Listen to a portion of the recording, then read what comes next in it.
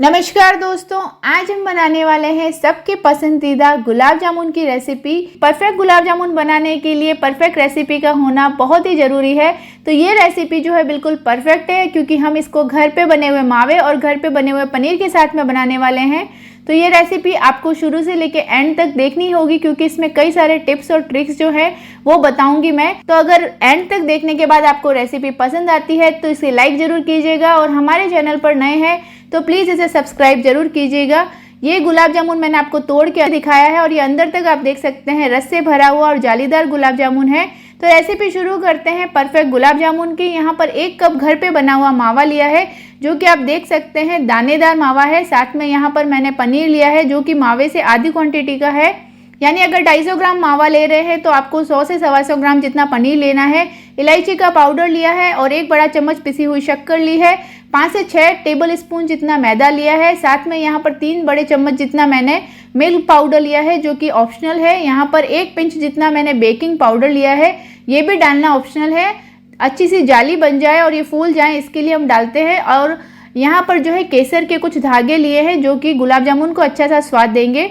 तो यहाँ पर जो है हम एक बड़ी परात लेने वाले हैं, और इसके अंदर हम डालने वाले हैं अगर हम जो मावा हमने बना के रखा था घर का, वो हम डालने वाले हैं। तो आप चाहें तो बाजार का हरियाली मावा इस्तेमाल कर सकते हैं। बाजार का कोई भी मावा इस्तेमाल करने से पहले आप उसके अंदर जो है फैट चेक कीजिएगा। फैट की मात्रा जिसमें ज़्यादा हो उसी से गुलाब जामुन अच्छे बन के तैयार होंगे।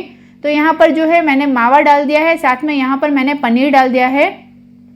बाजार के मावे के अंदर जो है दाने बड़े बड़े नहीं होते हैं, लेकिन घर के मावे में दाने बड़े बड़े होते हैं। तो हमें इनको हथेलियों से मसलते हुए अच्छा सा स्मूथ सा टेक्सचर बनाना है। तो यहाँ पर मैंने पनीर मावे को एक थाली में डाल दिया है, और साथ में जो है इसको अच्छे से मसलना है हमें। तो हथेली की मदद से मैं जो है इसको मसलने वाली हूँ, और एक जो स्मूथ सा इसका टेक्सचर हो जाएगा तब हम इसमें बाकी की सारी सामग्री मिलाने वाले हैं। तो ये रेसिपी आप चाहें तो 3-4 स्टेप में इसको काउंट कर सकते हैं। सबसे पहले जो है मावा लेना है, उसके बाद आपको इसको मसल के स्मूथ सा कर देना है। उसके बाद चाशनी बनाएंगे और गुलाब जामुन को फ्राई करना है। लेकिन ये जो है ट्रिक आपको ध्यान रखनी पड़ेगी कि मावे को कब तक मसलना है और कितना मैदा इसके अंदर मिलाना है।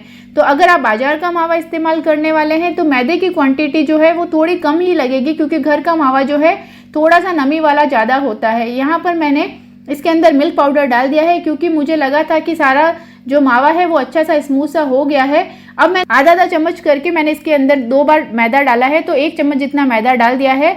और मैंने इसके अंदर पिसी हुई शक्कर भी डाल दी है। 1 पिंच जो हमने बेकिंग पाउडर लिया था वो हम डाल देंगे। तो बेकिंग पाउडर की जगह 1 पिंच जितना बेकिंग सोडा भी ले सकते हैं। यहाँ पर मैंने जो है इलायची के पाउडर जो हमने लिया था वो डाल देंगे। फिर से आधा चम्मच जितना मैंने मैदा डाला है 2 बार करके। तो आप देख सकते हैं कि 2 चम्मच जितना हम मैदा इसके अंदर डाल चुके हैं टोटल। और यहाँ पर जो है मैंने इसको एक बार अच्छे से मिक्स किया है। इस समय अगर आप चाहें तो इसको फ्रिज में रख सकते हैं, थोड़ी देर के बाद ये मिश्रण काफ़ी टाइट हो जाएगा। मैंने इसके अंदर 3 चम्मच जितना मैदा डाल दिया है, क्योंकि हमने टोटल 5 से 6 टेबल स्पून जितना मैदा लिया था। और मैदे को अच्छे से मिक्स करने के बाद अब आप देख सकते हैं यहाँ पर जो है हमारा डो अच्छे से बनने लग गया है। अब हाथों को ग्रीस करके इस डो को जो है हम एक स्मूथ सा टेक्सचर दे देंगे।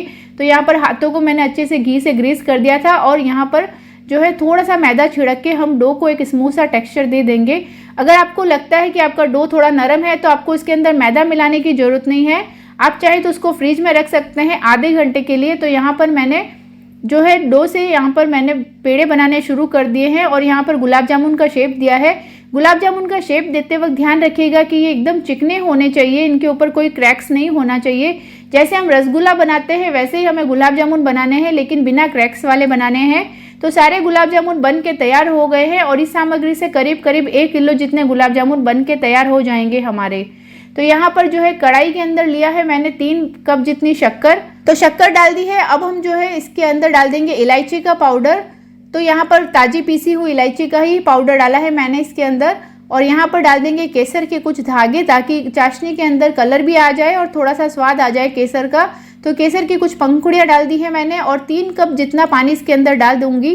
तो जितना शक्कर लिया है उतना ही पानी मैंने डाला है, क्योंकि हमें जो चाशनी बनानी है वो गाढ़ी नहीं बनानी है, शुगर सिरप बनाना है, यानी शक्कर का पानी बनाना है। लेकिन वो एकदम गाढ़ा नहीं होना चाहिए कि हमारे गुलाब जामुन अंदर जाए तो या तो बैठ जाए या फिर एकदम कड़क हो जाए, वैसा नहीं बनाना है। हमें जो है शक्कर घुल जाए और थोड़ी चिपचिपी हो जाए, उतना ही इसको पकाना है।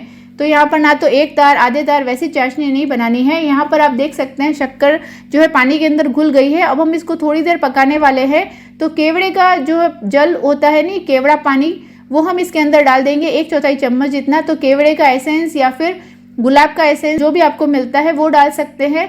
मेरे पास केवड़ा वाटर था तो मैंने वो डाल दिया। और यहाँ पर जो है मैं चाशनी को मैंने बंद कर दिया है। यहाँ पर आप देख सकते हैं चाशनी हमारी अच्छे से बन के तैयार हो गई है, यानी गाढ़ी तो नहीं हुई है लेकिन चिपचिपी सी हो गई है। अब मैंने गैस पर रख दिया है घी गरम करने के लिए, क्योंकि हम चाशनी को एक तरफ रख देंगे। अभी चाशनी का कोई रोल नहीं है और चाशनी जो है एकदम गुनगुनी सी होनी चाहिए जब हम गुलाब जामुन डालें, ठंडी नहीं होनी चाहिए और ना ही एकदम गर्म होनी चाहिए। तो यहाँ पर जो है चाशनी को ढक्कन लगा के रख देंगे हम एक तरफ, और गुलाब जामुन को हमें फ्राई करना है। तो गुलाब जामुन को फ्राई करने के लिए मैंने यहाँ पर घी का इस्तेमाल किया है। आप चाहें तो तेल का इस्तेमाल भी कर सकते हैं, और तेल के अंदर जो है धीमी आंच पर इनको पकाना है आपको। तो मैंने एक बैच जितने गुलाब जामुन डाले हैं, यानी सारे गुलाब जामुन एक साथ नहीं डाले हैं, और चम्मच की मदद से इनको लगातार घुमाते हुए इस तरीके से हमें पकाना है, ताकि सारे गुलाब जामुन का कलर जो है वो एक जैसा हो जाए, यानी कहीं से ज़्यादा सिके हुए और कहीं से कम सिके हुए नहीं दिखें। तो इस तरह से चम्मच की मदद से मैंने इनको चारों तरफ से घुमाते हुए इनको पकाया है। अगर आप बड़ी वाली करछी का इस्तेमाल करेंगे तो चांसेस हैं कि ये बीच में से फट सकते हैं या टूट सकते हैं, या इनके ऊपर कोई क्रैक्स लग सकते हैं। तो यहाँ पर सारे गुलाब जामुन जो है एक बैच के हमारे तैयार हो गए हैं, और आप देख सकते हैं काफ़ी अच्छा सा गुलाब जामुन का कलर आया है। सारे गुलाब जामुन पे अच्छा सा कलर आ गया है। तो हम गरम गरम गुलाब जामुन को चाशनी के अंदर डाल देंगे। तो चाशनी जो है वो गरम हो ये ज़रूरी नहीं है, लेकिन गुलाब जामुन हमारे गरम होने चाहिए। और गुलाब जामुन को डाल देने के बाद में जो है ढक्कन लगाकर हमें करीब करीब इनको 2 घंटे तक ऐसे छोड़ देना है इनको चाशनी के अंदर। कई लोग जो है ओवरनाइट पे छोड़ देते हैं। दूसरे बैच के गुलाब जामुन को भी अच्छे से पका दिया है। यहाँ पर आप देख सकते हैं फ्राई होने के बाद इनके ऊपर अच्छा सा कलर आ गया है, और इनको भी मैंने चाशनी में डाल के छोड़ दिया था 2 घंटे के लिए।